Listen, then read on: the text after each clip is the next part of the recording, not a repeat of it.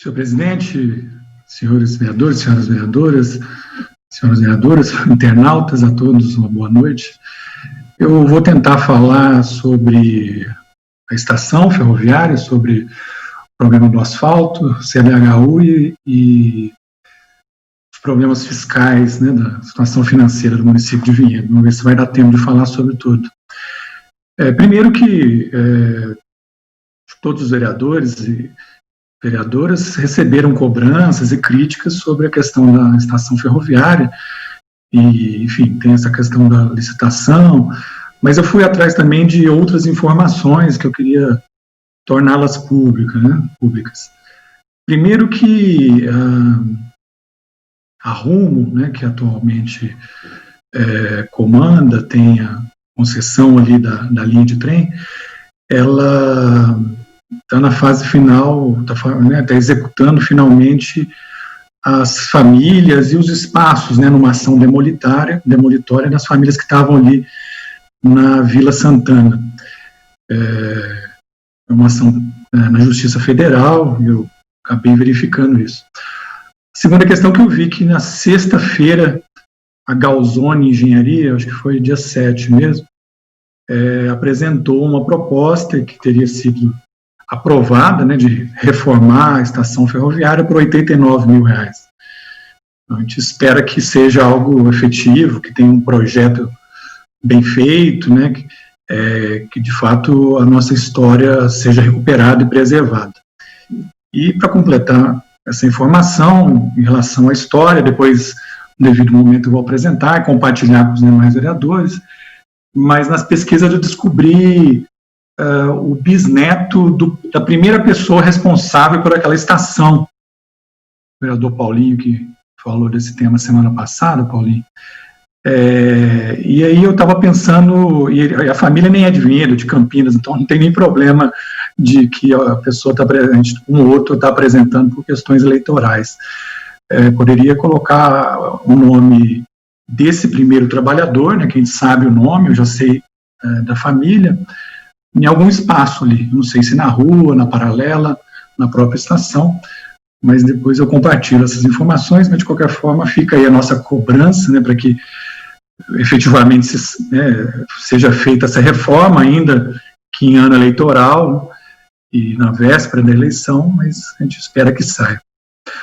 A segunda questão é o asfalto, e realmente eu acho que é importante esclarecer sobre essa informação que a prefeitura passou, porque se trata de uma informação falsa, né?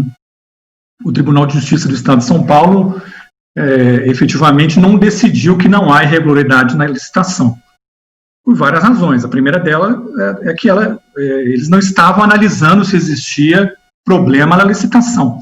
Quem está analisando isso é o Tribunal de Contas e o Ministério Público, e inquéritos que correm paralelamente. Isso é uma outra decisão relativa ao que o vereador Rubens Nunes e o vereador Edson PC acabaram de falar, que é o seguro corrupção. Então, o que foi decidido foi isso. E o segundo, que mesmo isso não foi uma decisão definitiva, foi uma negativa de liminar. Então, não se pode falar de forma alguma que justiça decide. A gente vai interpelar o presidente do Tribunal de Justiça para saber onde que está essa decisão. E também porque, ao que tudo indica, tem muitos problemas na nossa licitação, né? O histórico do governo leva a crer isso, a população que fez críticas apontou, os técnicos e olharam também levam a crer isso, e o histórico da empresa, principalmente, não é muito bom, né? Eu busquei algumas informações, só a título de exemplo. A empresa tem vários processos pelo estado de São Paulo todo, com algumas condenações, né? Tem na cidade de Serquilho, Indaiatuba, Itu, São Roque e Tatuí.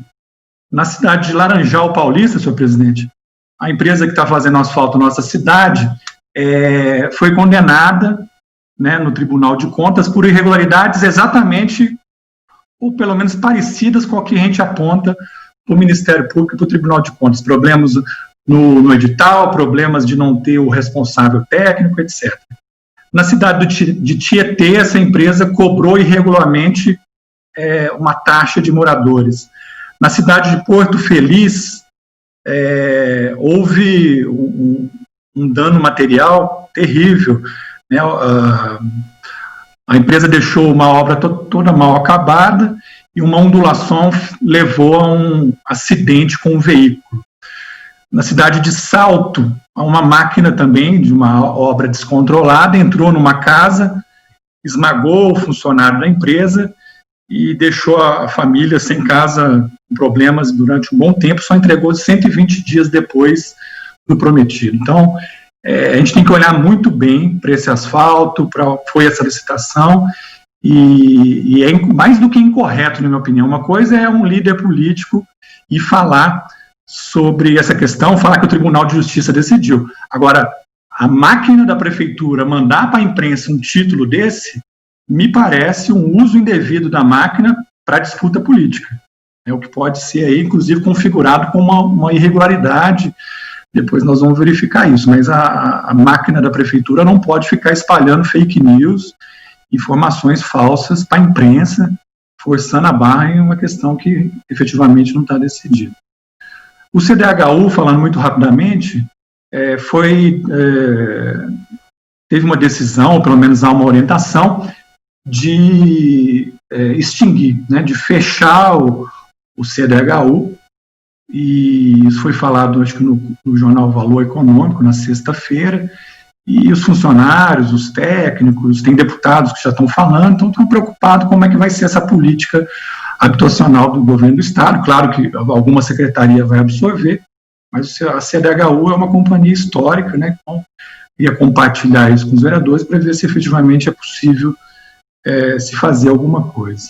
Eu vou começar falando hoje sobre a questão fiscal, acho que vou ter que continuar depois, comecei na semana passada, mas eu só queria incluir algumas informações sobre a avaliação que a gente tem feito sobre as finanças do município, né? Eu acho que o problema não é agora, né? O problema não é em 2020, tanto é que nós fechamos aí os nossos balancetes, tudo com números positivos, né? Um crescimento de mais de 6% de receitas, né? Então a cidade no primeiro semestre cresceu em arrecadação.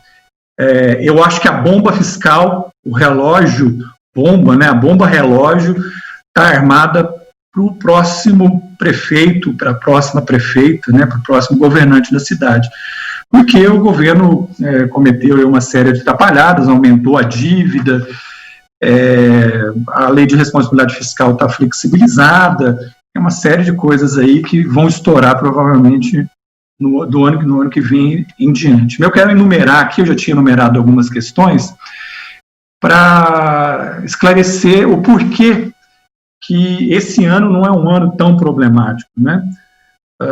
Além, né, do primeiro semestre ter fechado com mais de 6% de superávit na nossa arrecadação, só de impostos e taxas, né, e a gente arrecada foi mais de 5%, impostos e taxas de aumento.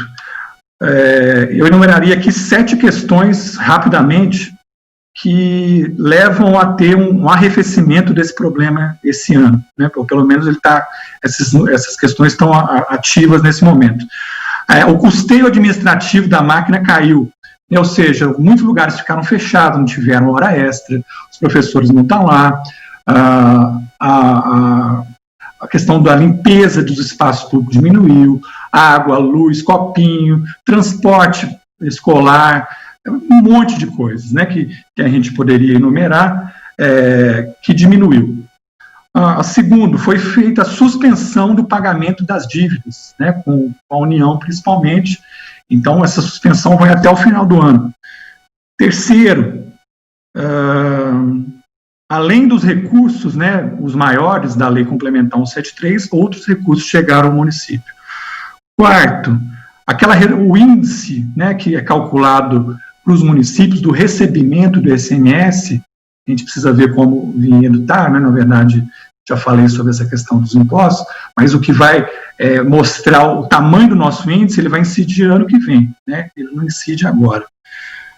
Quinto, que a população recebeu o auxílio emergencial, e isso ajudou, e vai ajudar ainda um bom tempo, a turbinar a economia.